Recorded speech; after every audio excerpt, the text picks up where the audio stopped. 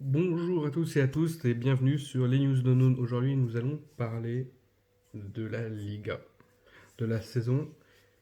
J'ai attendu après ce sacre du Real Madrid pour faire la vidéo, pour bien réfléchir à ce que j'allais dire.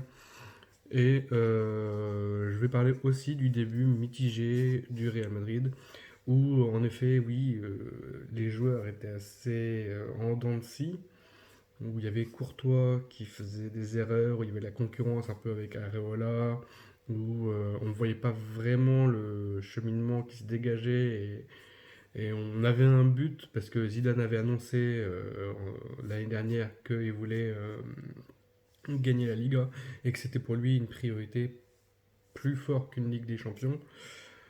Maintenant, vraiment, je voyais très très très très mal le Real prendre la Liga au Barça. Même je voyais l'Atlético plus fort que ça. Avec l'effectif qu'on avait, avec la saison d'avant, j'avais peur. Il y avait hasard pour pouvoir rassurer un peu, mais bon, il y avait beaucoup de doutes et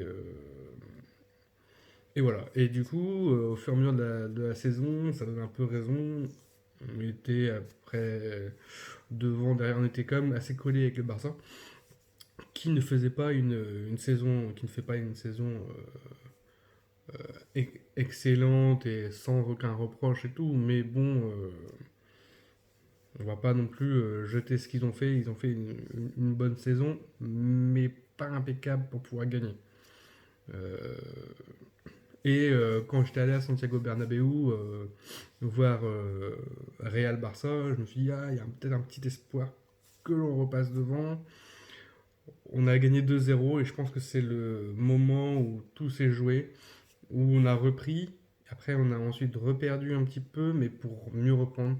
Et en fait, il y a le Covid qui est arrivé juste après le Classico. Je sais pas, c'est une semaine ou deux après, même pas, hein. C'est déterminé, on arrête tout et les joueurs ont pu se reposer, s'affiner, avoir dans le viseur les 11 matchs qui leur restaient pour pouvoir être champion. Et le Barça, pareil. Maintenant, on commençait après la pause avec un désavantage. On perdait de 2 points, si je ne me trompe pas.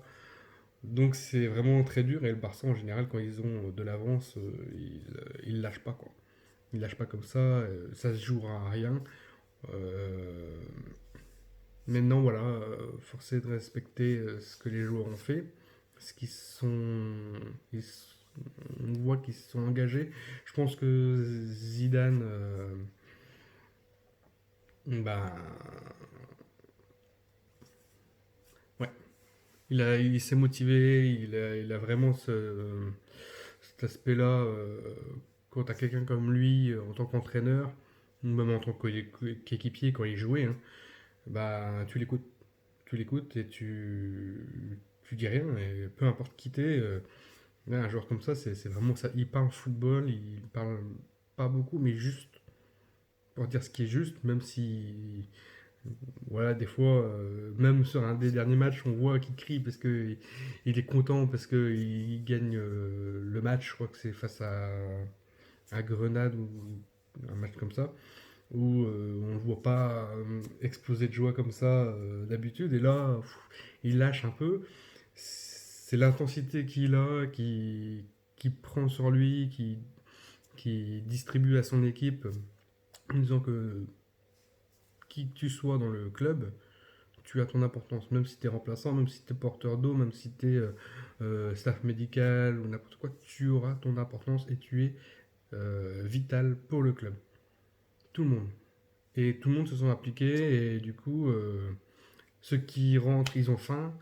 Ceux qui sortent, bah, ils sortent mais ils tirent pas la tronche quand ils sortent, hein. Ils sont contents de laisser la place à leurs collègues en disant bah oui, j'ai fait mon job, maintenant le collègue va prendre le relais. De toute façon, j'ai confiance en lui. Et ça, pour moi, c'est l'esprit d'une équipe. C'est comme ça qu'il faut voir le football. C'est comme ça qu'il faut voir tout sport collectif. Dire, bah voilà, le temps de jeu, il faut que tout le monde en ait. Et ceux qui rentrent, ils veulent apporter pour prouver et puis pour dire, bah les gars, maintenant on prend le relais, vous pouvez compter sur nous. Et ceux qui sortent, bah ils sortent sans tirer la tronche. Et ça, c'est vraiment très fort. Très très très très très fort. Benzema, collectivement, mais c'est un monstre. En attaque, c'est pareil. En défense, tu le vois partout, partout, aider tout le monde. Je pense c'est sa meilleure saison, c'est sûr. Mais ouais, ouais, ouais. Faut voir qu'en attaque, il n'a pas été non plus. Il a été aidé par ses coéquipiers. Mais tout le monde tournait un coup Vinicius, Rodrigo, du Asensio qui revenait, Hazard qui faisait des pics parce que oui, lui, il a eu des petits pépins physiques. Donc c'est vrai que c'était pas facile et il a réussi quand même à être à maintenir ce rythme et tout ça avec une classe monstrueuse. Ramos, bon, le capitaine incontesté du Real Madrid et encore une fois, il nous montre que c'est l'esprit du Real Madrid, c'est ça, il l'habite et oui, oui, oui, c'est un Viking, c'est un guerrier et avoir quelqu'un comme ça dans ses rangs, euh, bah, ça motive tout le monde, ça rassure. Mais au moins, on sait qu'il est présent, on sait qu'il va se battre jusqu'au bout, quoi. Il va mettre une tête, il va marquer les pénaux sans trembler. Euh, il va rassurer la défense. Varane, quand tu vois Mendy avec lui, Mendy qui est vraiment très très très très très fort. Euh, et je voulais en venir aussi au cas de Courtois qui, malgré un début assez mitigé, bah, a fini avec une classe, mais alors monstrueuse, parce que Euh, la Liga, c'est aussi grâce à lui parce que tous les arrêts décisifs qu'il a fait, l'assurance qu'il apporte aux défenseurs, vous inquiétez pas, si vous faites passer, je suis là aussi. Savoir que quand tu es défenseur ou même quand tu es attaquant, quand on sait passer et que tu sais, bah, de toute façon, tu as la défense et en dernier rempart, tu as un super gardien. Voilà, voilà, c'est tout, ça apporte de la confiance et c'est vraiment ce qu'il faut le plus pour une équipe. Maintenant, Hazard, on va le laisser un peu reprendre. C'est vrai qu'une saison, c'est pas facile. Il arrive, il faut pas oublier ça. Et il arrive, il va prendre ses marques et il va nous amener peut-être au niveau de la Ligue des Champions ou l'année suivante. On lui laisse du temps, on sait ce qu'il vaut. Et c'est ça le truc, c'est lui dire aussi, nous, le message, on a confiance en toi. On a confiance en tous les gens du club et Hazard aussi. Même si avec le Real, on doit aller vite, on doit gagner vite, on ne doit pas faire de saison blanche, théoriquement. Euh, mais lui, il est amené aussi à être un bon joueur. Le Barça de Messi, qui est en ce moment bah, à la peine, même si le mal était déjà un peu plus profond que ce qu'on pensait. Hein. C'est vraiment dans l'effectif, au niveau du club, au niveau de la structure. Mais il ne faut pas oublier que le Real aussi a connu ça il y a une de saisons où quand Zidane a dû revenir pour pouvoir remettre de l'ordre dans tout ça, on n'était pas bien aussi. Donc on va pas, ça peut vite passer d'un extrême à l'autre. Donc voilà, je pense que Messi a raison derrière. Il faut que chacun fasse son autocritique. Mais avoir des mecs comme ça, moi je parle en tant que supporter du Real, hein, avoir des mecs comme ça comme Messi, Piqué, bah, c'est vrai que c'est important pour l'équipe et il faut que les autres, ils aient la niaque. Ils aient la niaque, ils foncent dedans. Après, changer d'entraîneur tout le temps, je pense que ça n'apportera rien, clairement. Et je pense que avant de penser au beau jeu, il faut penser déjà à l'unité. Parce que quand on voit Griezmann, oui, il y a des ragots à droite et à gauche. Bon, d'un point de vue extérieur, ça fait un peu désordre. D'un point de vue intérieur, je pense que voilà, si tu aimes ton club, si tu es dans le bien-être, les résultats suivent. Si chacun se tire la bourre, oui, tu dois manger à la table de Messi, machin, machin. Ah oui, mais non, t'es nouveau. Ah oui, mais t'as fait une vidéo, tu nous as clashé un peu. Il y a une saison où t'as voulu venir, mais en fait non. Ouais, mais à un moment donné, les mecs, voilà. Donc je pense que Griezmann, il va vraiment s'adapter au Barça la saison prochaine. Je pense que ça va vraiment devenir lui et avec Ricky Puig qui vont essayer de jouer ce petit gars-là, Ricky Puig. Je pense qu'il a un bon avenir. Il a un très bon avenir et c'est une très bonne pioche pour le Barça. Maintenant, à voir qu'est-ce qu'il peut en faire.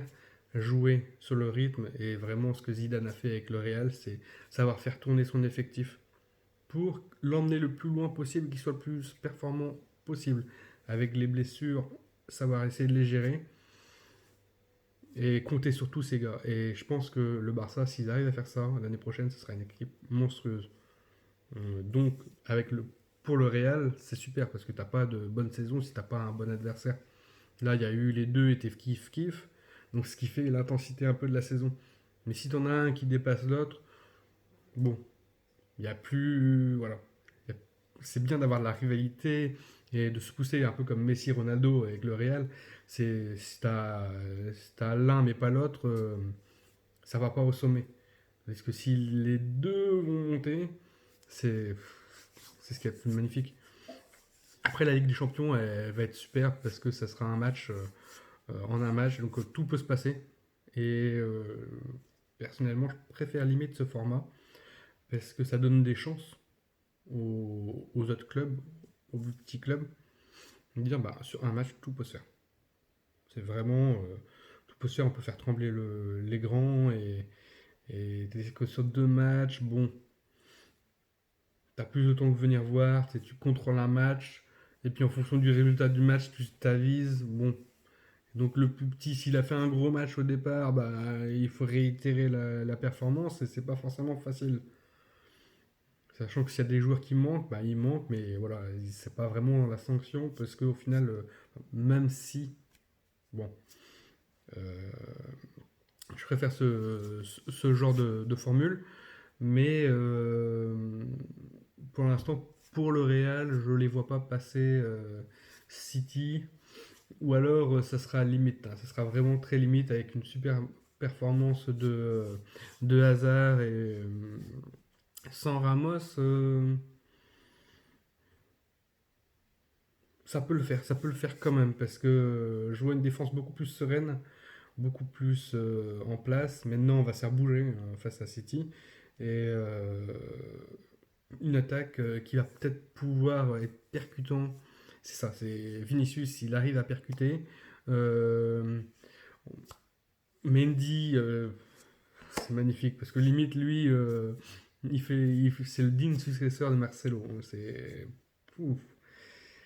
Et voilà, donc du coup, bon, ça sera serré le match et je pense que City va quand même l'emporter. Mais bon, on va essayer d'espérer une victoire du Real quand même.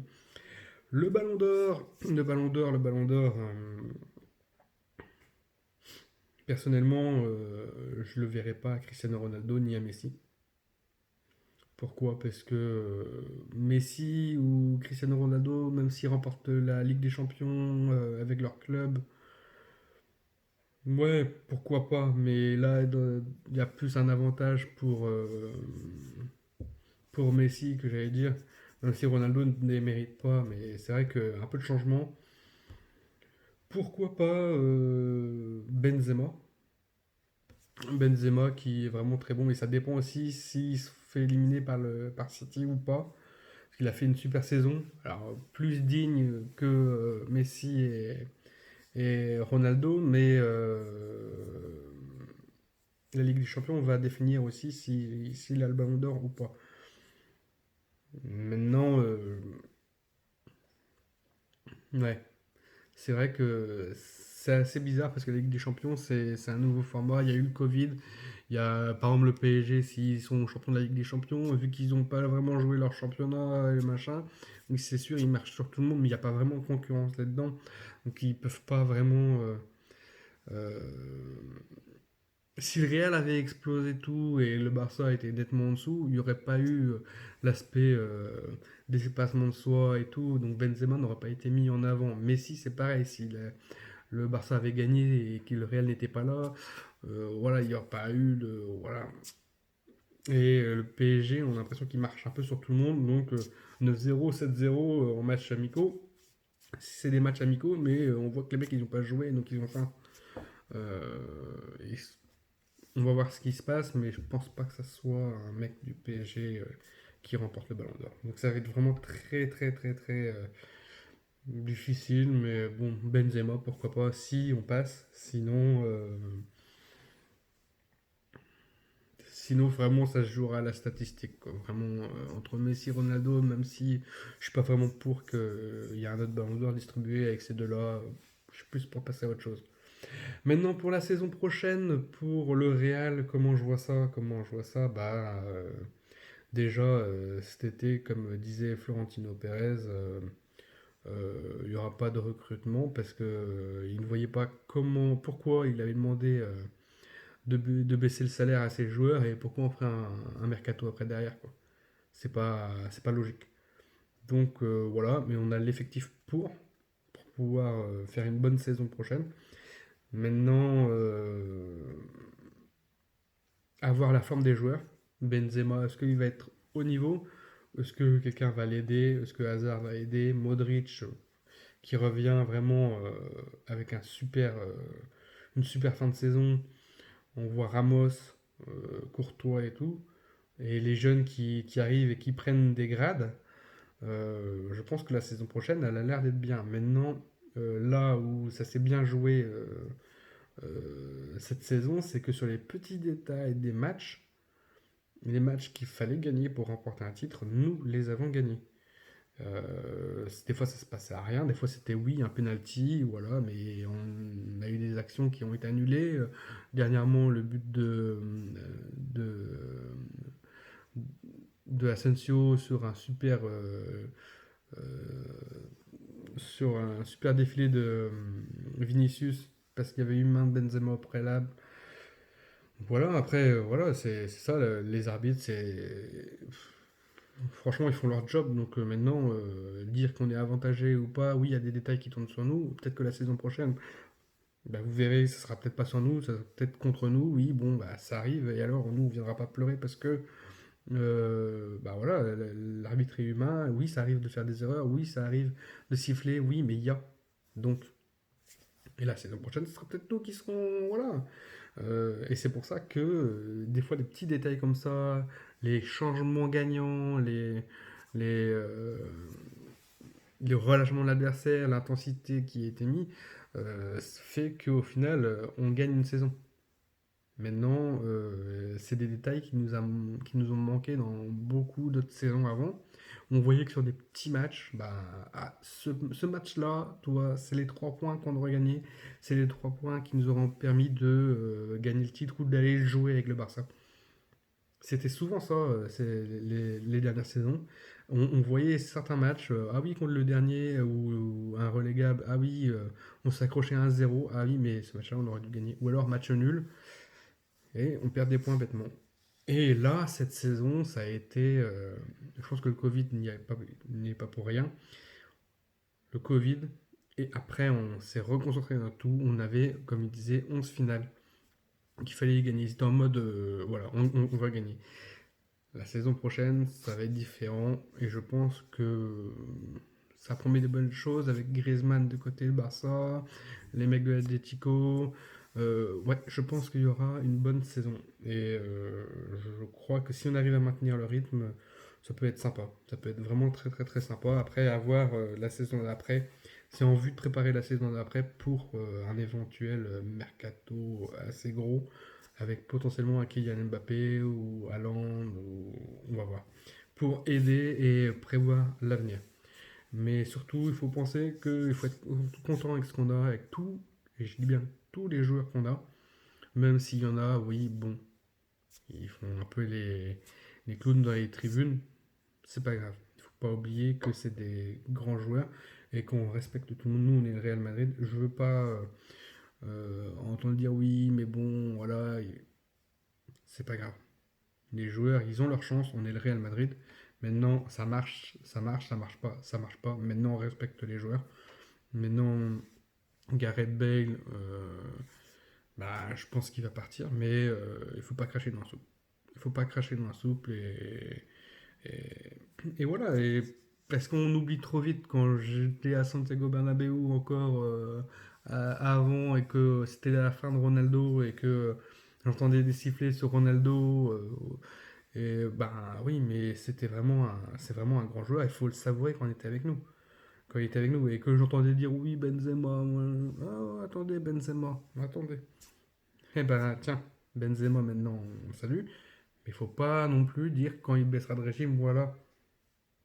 Il faut savoir savourer au moment présent le bon joueur, les bons joueurs, et savoir dire, moi, c'est pas grave, il y a des blessures, maintenant, qu'est-ce qui est le mieux pour le joueur et, euh, et pour le club. Et voilà, et pas cracher dans la soupe. Je parle d'un exemple, Iker Casillas, qui pour moi est un super gardien, et je suis déçu parce qu'il aurait eu besoin, je pense que un départ à la Totti, ça aurait pas été minimiser ce qu'il a fait pour le Real. Faut pas oublier. Donc Cristiano Ronaldo, c'est vrai qu'il aurait mérité un grand départ comme ça. Tel un empereur. Ouais, ouais, je pense que c'est ce qu'il faut. Donc là, maintenant, Bale, peut-être pas à ce point-là, mais au moins dire voilà, bon, merci pour ce que tu as apporté. J'espère que tu vas trouver ton plaisir ailleurs. Et je te souhaite le meilleur pour la suite. Pas dire ouais, c'est bon, ça, voilà. Non. Bon, bah sur ce, j'ai hâte à la saison prochaine et à la Ligue des Champions. On va voir ce qui va se passer avec City déjà. Et puis on va. Je suis content que les plus petits clubs puissent, puissent pouvoir gagner le titre sur un match. Tout peut se jouer. Salut et bonne fin de journée.